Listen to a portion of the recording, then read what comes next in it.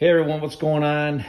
What I have here is a Predator super quiet inverter 3500 generator, which I got from Harbor Freight, and I love it until I got the dreaded carbon monoxide shut-off alarm. I was at a camping trip last weekend, and we had 3 days straight where the temperature was close to 100 degrees out. And although I was at a massive camping event, and there was probably about 50 of these generators on site, I think a lot of people where I was at, they were having problems with this. Fortunately, we were able to jump out this carbon monoxide alarm. It's a safety feature on it, and you know, jump this out at your own risk. But you know, if you don't jump it out, you know, you can try to call this 1-800 number that's on here, but I think that's a futile cause. So anyways, we jumped out the alarm, we got it running good, and I just wanted to create a better video from what we saw online, because the ones we saw were choppy at best, and they never showed you how to remove the cover. So I'm gonna pause it and start pulling this cover off, and then I'll explain, and we'll go from there.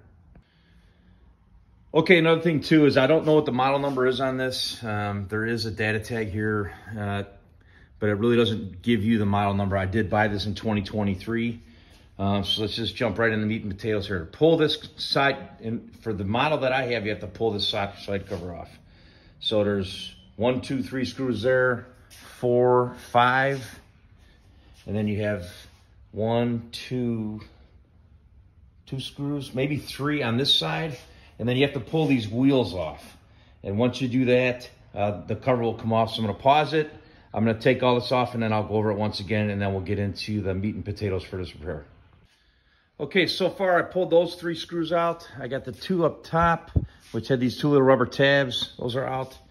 I have the 3 on the side. Now to take the wheels off, it's pretty simple. You just take a screwdriver, pop this cap out, which I'm getting ready to do.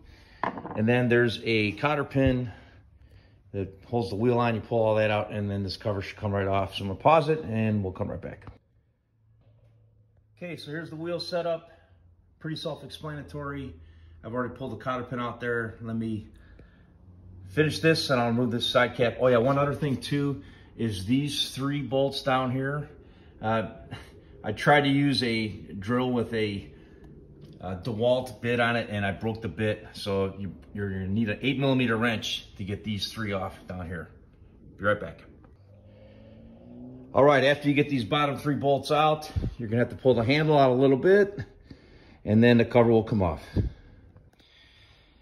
All right, so the cover is now off, and there she is, the dreaded carbon monoxide alarm. I don't even want to talk about the engineering behind this, but in 100-degree heat, this alarm, after 12 hours of running, went off. This is a brand new generator. Very frustrating. Could have easily took it back, but I didn't want to, because this is a highly recommended generator for a good price. Just unfortunately, I had to bypass a safety feature. So like I said, do this at your own risk. All right, so here is the repair. And this is really the reason I'm making this video, because all of the other videos I found online were awful. Now, different model Predator super quiet inverter 3500s had different colored wires. This is a 2023 model. I couldn't find the model number. But if you look here real closely, okay, we have this harness right here. One set of wires runs up to the sensor, and then the other set of wires runs up in the main bundle.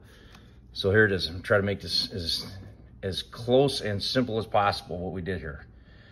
We cut and spliced the black and the brown wire together. We cut and spliced the green and the white wire together. Did not do anything to the red and the yellow wires, although other videos had them cut also. I did not do that. After I did this splice, I hooked the plug back up. That's about as easy as I can make it. Since I got the cover off, one other quick thing I want to point out here, this plug right here, it's plastic. It's for your oil servicing. Be very, very careful when you're screwing that back on. It can cross thread very easily, and then you are in camping trip hell. As we found out, but we got lucky and we were able to get the threads to catch. So just the FYI on that.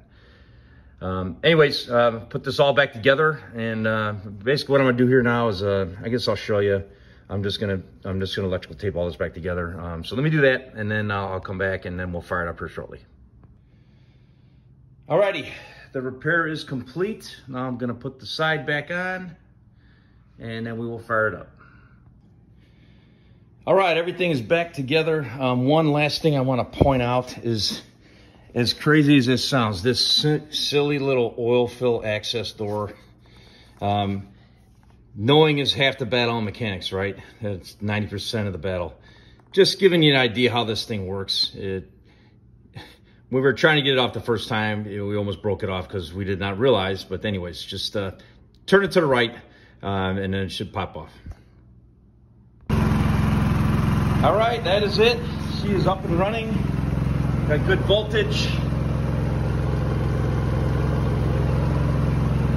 Really not much more to say at this point. Just like my video. One of those guys that just wants to help somebody out down the road. This can turn into an absolute camping nightmare as it did with us. So if you're liking this video, please like my page, subscribe. Thanks, and best of luck.